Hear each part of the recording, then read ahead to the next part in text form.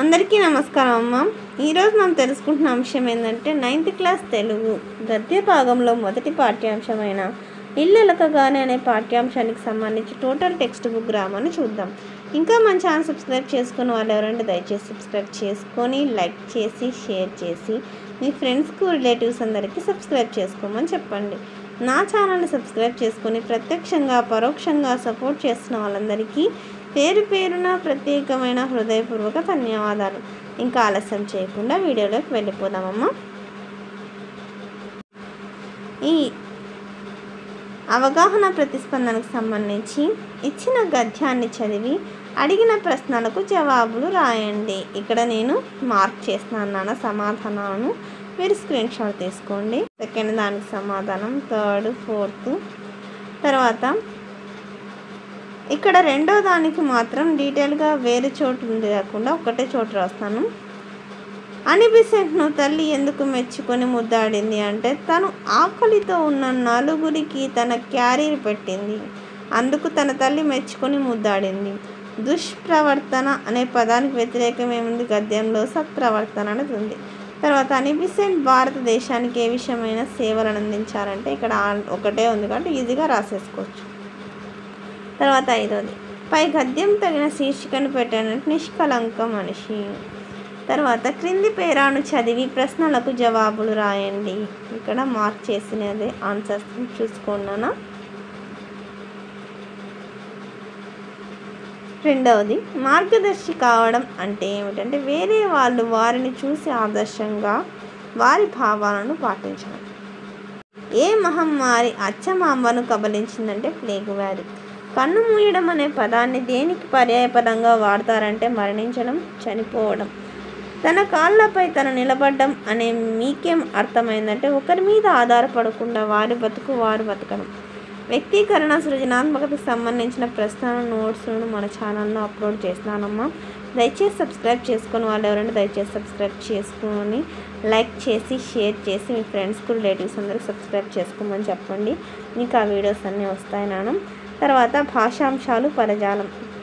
నేర్పరి అంటే నిపుణురాలు, నైపుణ్యం కల వ్యక్తి. సొంత వాక్యం, రఘు వేదికల మీద ప్రసంగించడంలో నేర్పరి నిపుణుడు. తర్వాత రెండవది, తీర్చిదిద్దిన అంటే రూపొందించిన. సొంత వాక్యం, గొప్ప రచయిత ప్రతి పాత్రను చక్కగా రూపొందిస్తాడు. భుజం తట్టాడు అంటే అభినందించు, మెచ్చుకొను. సొంత వాక్యం, 10వ తరగతిలో పాఠశాలలో ఫస్ట్ వచ్చిన విద్యార్థులను ఉపాధ్యాయుడు మెచ్చుకున్నాడు. విద్యార్థిని అంటే చదువుకొనుట. సొంత వాక్యం, చదువుకోవడానికి వయసుతో సంబంధం లేదు, ఉండదు. తర్వాత క్రింది వాక్యాలలో ఎరుపు రంగులో ఉన్న పదాలకు నిఘంటువులను ఉపయోగించి సమానార్థక పదాలను రాయండి. గుర్తు అంటే సంకేతం, జ్ఞాపకం, సంజ్ఞ. బట్టలు అంటే వస్త్రాలు, వలువలు, చేలాలు. ఉత్తరాలు అంటే జాబులు, లేఖలు. తపన అంటే కోరిక, ఇప్సితం, ఆశ. ఇల్లాలు అంటే భార్య, సతి, శ్రీమతి. తర్వాత ప్రకృతి వికృతులను వేరు చేసి రాసుకోవాలి. గౌరవం అంటే ప్రకృతి, గారవం వికృతి. భాష ప్రకృతి, భాష వికృతి. ఆశ్చర్యం ప్రకృతి, అచ్చరువు వికృతి. ప్రాణం ప్రకృతి, పానము వికృతి. తీరము ప్రకృతి, దరి వికృతి. క్రింది సామాన్య వాక్యాలను సంక్షిప్త వాక్యాలుగా మార్చి రాయండి. ఇక్కడ రాధా రవి పాటలు పాడుతున్నారు. సాందీపుడు కృష్ణుడు గురు శిష్యులు. రవి రఘు బజారుకు వెళ్ళారు. భీముడు అర్జునుడు వీరుడు. ఇక్కడ నేను సమాధానాలు మాత్రమే చెప్పినాను, మళ్ళీ క్వశ్చన్ చెప్తే టైం వేస్ట్ అని. తర్వాత క్రింది సామాన్య వాక్యాలను సంక్లిష్ట వాక్యాలుగా మార్చి రాయండి. శైలజ నడుస్తూ పాట పాడుతున్నది.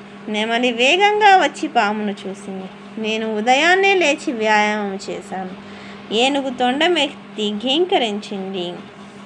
వ్యాకరణాంశాలు. కూర ప్లస్ కాయ, గసడ దవాదేశ సంధి. ఇక్కడ తర్వాత ద్వంద్వ పదాల మీద పరుషాలు సరళాలుగా వస్తాయి. తర్వాత ఊరు వల్లెలు అంటే ఊరు ప్లస్ పల్లె, గసడ దవాదేశ సంధి. ప్రథమం మీది పరుషములకు గసడ దవలు బహుళముగా నగును. తల్లిదండ్రులు తల్లి ప్లస్ తండ్రి, గసడ దవాదేశ సంధి. ద్వంద్వ పదాల మీద పరుషాలు సరళాలవుతాయి. కొలువు ప్లస్ చేసి గసడ దవాదేశ సంధి. ప్రథమం మీది పరుషములకు గసడ దవలు బహుళముగా నగు. వాడు కొట్టే వాడు కొట్టే, నీవు టక్కరి నీవు డక్కరి నీవు టక్కరి. తర్వాత వత్తురు ప్లస్ పోదురు వత్తురు పోదురు, వారు ప్లస్ చనిరి వారనిరి వారు సనిరి. క్రింది పట్టికలోని ఖాళీ గళ్ళను పూరించండి. చదువు సంధ్యలు చదువును సంధ్యను ద్వంద్వ సమాసం. మూడు ముళ్ళు మూడైన ముళ్ళు దిగు సమాసం. అశాంతి శాంతి లేనిది తత్పురుష సమాసం. పాత కాగితాలు అంటే పాతవైన కాగితాలు విశేషణ పూర్వపర కర్మధారయ సమాసం. నా చరిత్ర నా యొక్క చరిత్ర షష్ఠీ తత్పురుష సమాసం. అందరికీ ధన్యవాదాలమ్మా. ఇంకా మన ఛానల్ సబ్స్క్రైబ్ చేసుకొని వాళ్ళు ఎవరంటే దయచేసి సబ్స్క్రైబ్ చేసుకొని లైక్ చేసి షేర్ చేసి మీ ఫ్రెండ్స్కు రిలేటివ్స్ అందరికీ సబ్స్క్రైబ్ చేసుకోమని చెప్పండి. నా ఛానల్ని సబ్స్క్రైబ్ చేసుకొని ప్రత్యక్షంగా పరోక్షంగా సపోర్ట్ చేస్తున్న వాళ్ళందరికీ పేరు పేరున ప్రత్యేకమైన హృదయపూర్వక ధన్యవాదాలు. అందరికీ ధన్యవాదాలు. దయచేసి వీడియోని మాత్రం స్కిప్ చేయొద్దండి. ధన్యవాదాలు.